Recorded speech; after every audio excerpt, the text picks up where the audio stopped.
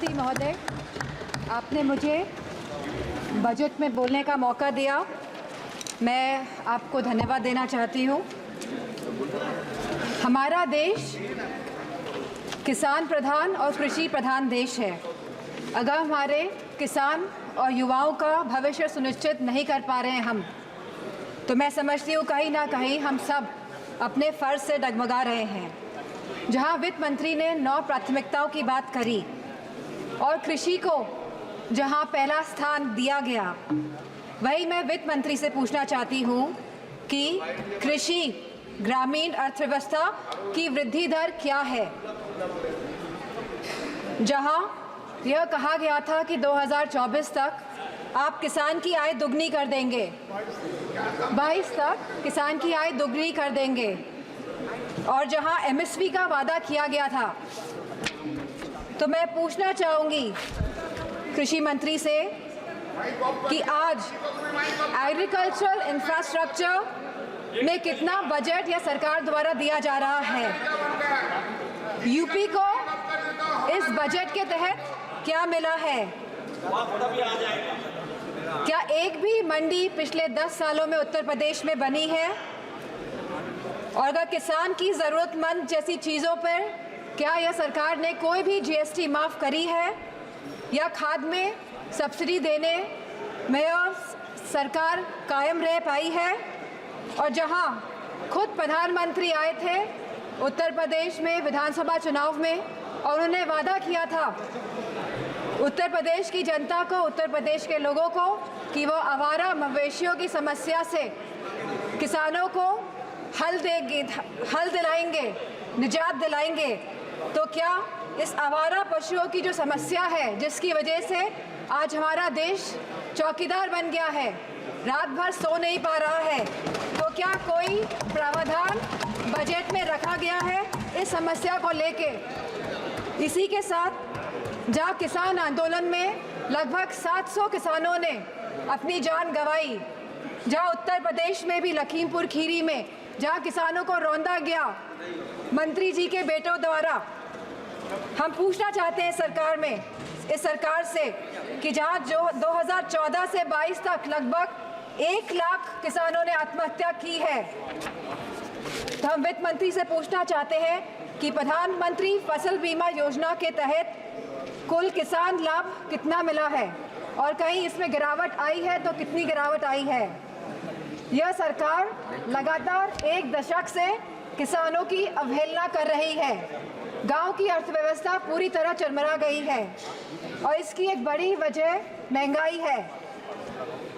और जहां मनरेगा में इस सरकार ने 89,000 करोड़ का बजट दिया है, तो हमारी मांग है कि कम से कम 100 दिन की वेजेस मनरेगा के तहत लोगों को सुनिश्चित करी जाए, और लगभग 20% मनरेगा का बजट बढ़ाया जाए।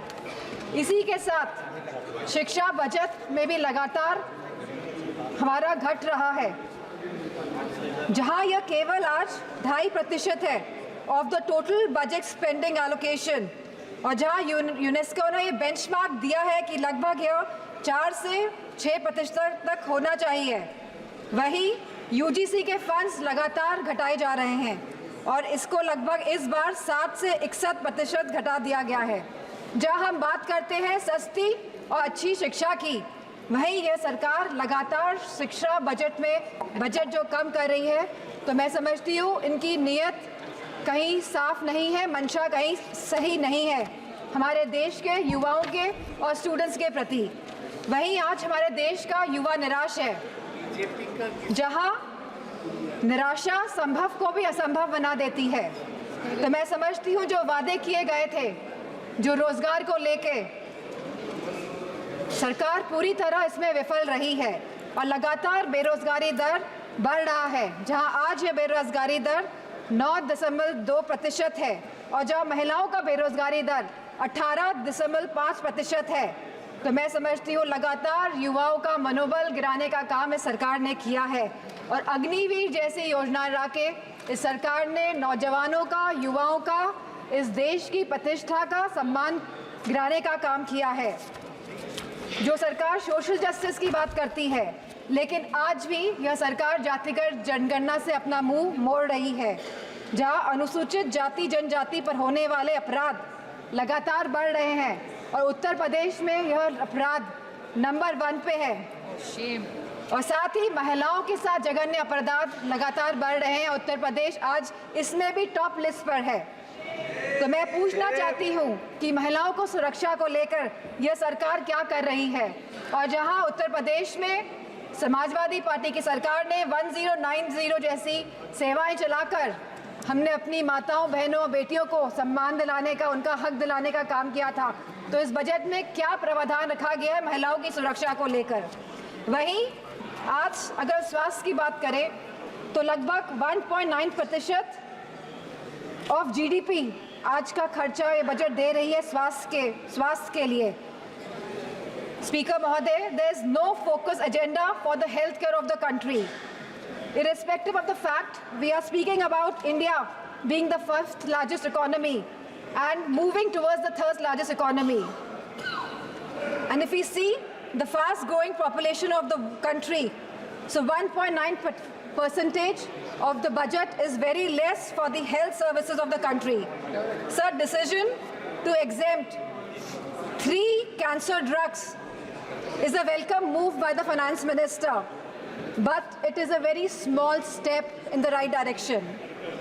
Sir, मैम, हमारे उत्तर प्रदेश में लखनऊ में एक कैंसर इंस्टीट्यूट जिसमें लगभग 1000 करोड़ रुपए लगे हैं वो तैयार है, लेकिन ना केंद्र की सरकार ना स्टेट की सरकार ये सुनिश्चित कर रही है कि सुचारू रूप से वो कैंसर इंस्टीट्यूट चल सके, क्योंकि कैंसर के केसेस लगातार देश में बढ़ रहे हैं। और मेरा मानना है कि अगर ये कैंसर इंस्टीट्यूट सही ढंग से सरकार चला लेती है तो सस्ता इलाज हम अपने देशवासियों को दे पाएंगे। Very good suggestion. Very good suggestion. Ma'am, there is a massive gap between the demand and supply in the healthcare center, in the healthcare infrastructure. The doctors, the nurses, the technicians, इन सब की बहुत भारी कमी है। और जो बड़े बड़े वादे कर रहे हैं और जो बड़ी बड़ी बातें कर रहे हैं कि हमने बहुत बड़े बड़े एम्स बना लिए हैं, मेडिकल कॉलेजेस बना लिए हैं, लेकिन 100% तरीके से कोई भी मेडिकल कॉलेज या एम्स सुचारू रूप से प्रदेश में नहीं चल पा रहे हैं, क्योंकि भारी डॉक्टर्स की कमी है, नर्सेस की कमी है, टेक्नीशियंस की कमी है।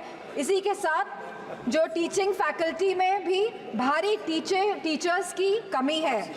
सर, जो सरकार कुपोषण के बारे में बात कर रही थी, जो भारत को अनीमिया मुक्त बनाने के बारे में बात कर रही थी, तो मैं उनसे कहना चाहूँगी कि आप सभी अपने वादों में विफल हुए हैं। आपने जो वादे करे थे लोगों को, आपने सारे वादे जनता के साथ वो वादों को तोड़ने का काम किया है। सर, जहाँ आप जीडीपी की बात करते हैं, जहाँ आप 3rd इकोनॉमी की बात करते हैं कि हमारा देश 3री बड़ी इकोनॉमी बनने जा रहा है, लेकिन वही हमें बात करनी है पर कैपिटा इनकम की, स्टैंडर्ड ऑफ लिविंग की बात करनी है, हमको महंगाई बांधने की बात करनी है, हमको इलाज मुफ्त और सस्ता दिलाने की बात करनी है।